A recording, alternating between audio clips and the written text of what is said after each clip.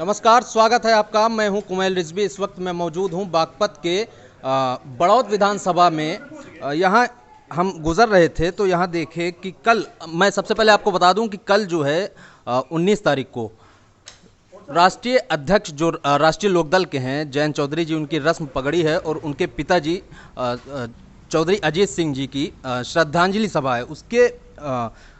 उसको लेकर यहाँ तैयारियां चल रही हैं, लड्डू वगैरह बन रहे हैं। हम आपको दिखाएंगे कि किस तरह से यहाँ लड्डू पूरी तरह से जो मिठाई है वो बन के तैयार है। और कल यहाँ पे भंडारा जो है चलेगा, पंडाल लगेंगे जगह जगह।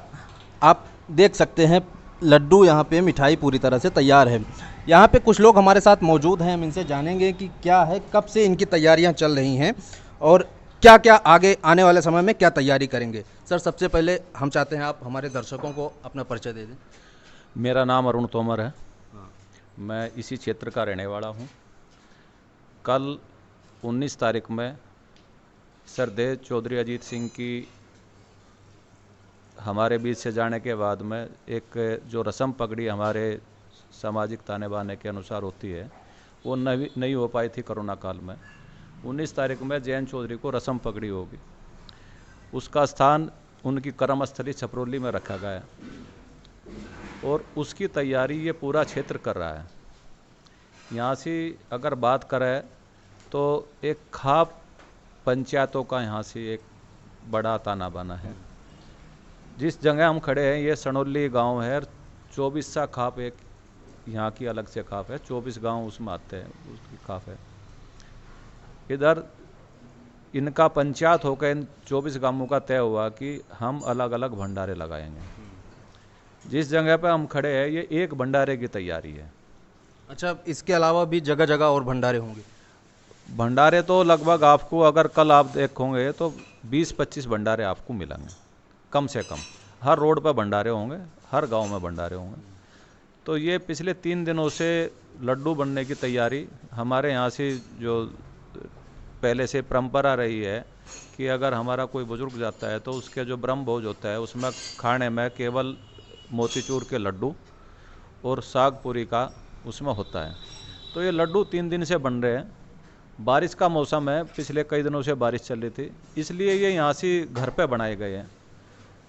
आज भट्टी वहाँ पहुँच जाएगी जहाँ पे भंडारा रहेगा छपरौली में। अच्छा, भंडारा यहाँ नहीं होगा? मतलब भंडारा कहीं और है, सिर्फ बन रहा है यहाँ पे बना है। यहाँ मिठाई बनी है, लड्डू बने हैं। तो सब्जी वहीं बनेगी, पूरी वहीं बनाएगी और ये मिठाई भी उठ के लड्डू वहीं चले जाएंगे। तो कल वहीं भंडारा रहेगा उसी जगह पर। तो इस तरीके से हर जगह अलग अलग भंडारे की व्यवस्था की गई है। ऐसी कल का जो अनुमान लगाया जा रहा है कि लाखों की भीड़ यहाँ से इकट्ठा होगी और पूरे यूपी, हरियाणा, राजस्थान, पंजाब, हर जगह से जो खाप चौधरी है, हर समाज के वो चौधरी सब उसमें इकट्ठे होंगे। सभी के हाथों से जयंत चौधरी को ये पगड़ी सौंपी जाएगी, जो कल रस्म पगड़ी का कार्यक्रम है। और उसके बाद में ये सब आने वाले लोगों के लिए भंडारे की व्यवस्था रहेगी।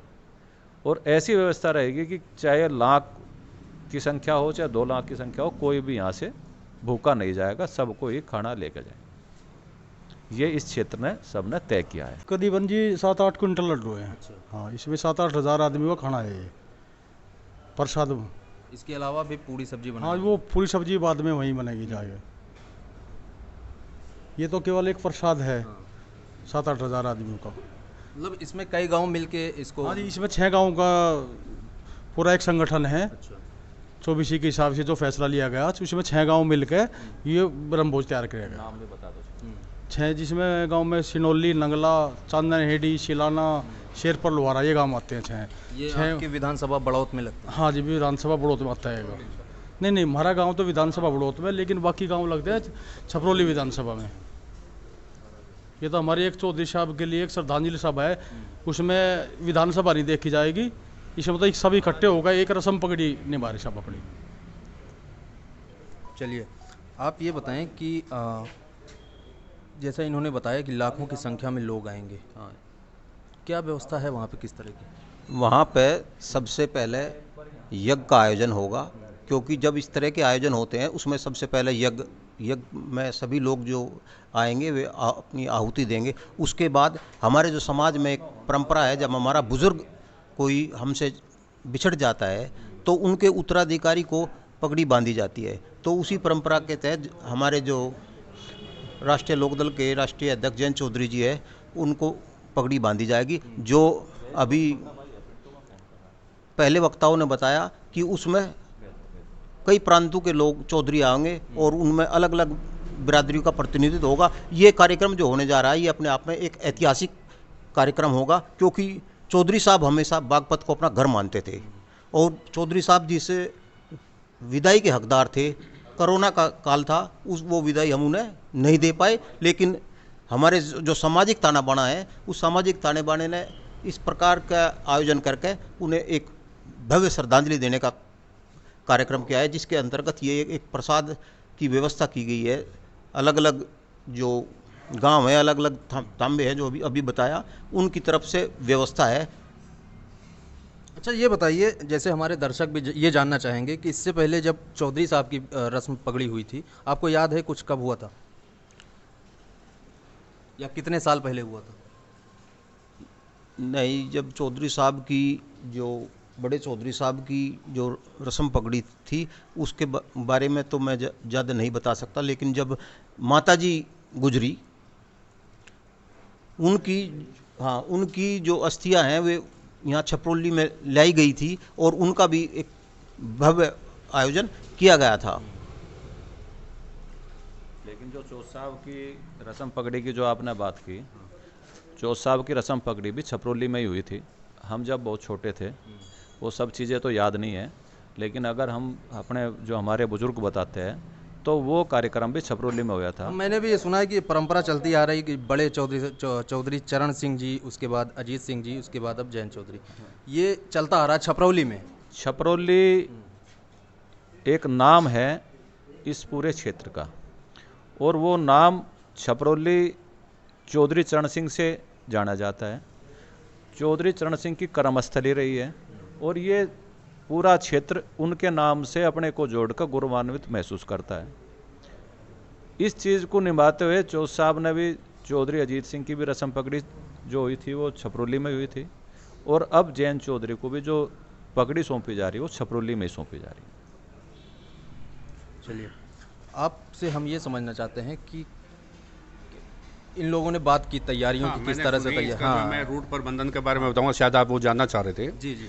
जो आदमी दिल्ली से, गाजियाबाद से, मेरठ से, हापुड़ से, मुजफ्फरनगर से आने वाले हैं वो बड़ौत हो गए इसी रास्ते से गुजरेंगे, और इस गांव से आगे जाकर नंगला और उसके बाद हलालपुर का एक मंदिर आता है, वहाँ से वो बाईं तरफ टर्न कर जाएंगे मंदिर से, और गांव बदर का होते हुए सीधा वो सभा स्थल की तरफ प्रस्थान करेंगे। मतलब वो सीधे छपरौली न जा करके हलालपुर मंदिर से बाईं साइड में बदरका की तरफ टर्न ले लेंगे। एक रूट मैप बनाया गया है, वहाँ पर पुलिस के बैरिकेडिंग की व्यवस्था होगी।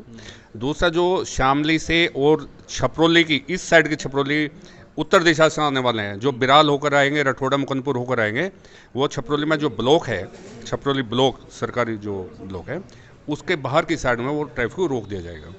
अच्छा, ये आपके जो राष्ट्रीय अध्यक्ष जयंत चौधरी जी किधर से गुजरेंगे? वो इसी रास्ते से आएंगे, इसी रास्ते से आएंगे। और तीसरा रूट है जो आने वाले टांडा बोडा से, जो रमाला से की तरफ से अगर जो ट्रैफिक आ रही है, लोम तोगाना होकर के टांडा बोडा होकर के आएंगे, वो जो है कुर्डे नांगल होते हुए और छपरौली के बाहर की साइड में दक्षिण दिशा में यमुना की तरफ उस ट्रैफिक को रोक दिया जाएगा, और वहाँ से अंदर की साइड में वो पैदल ही जाएंगे।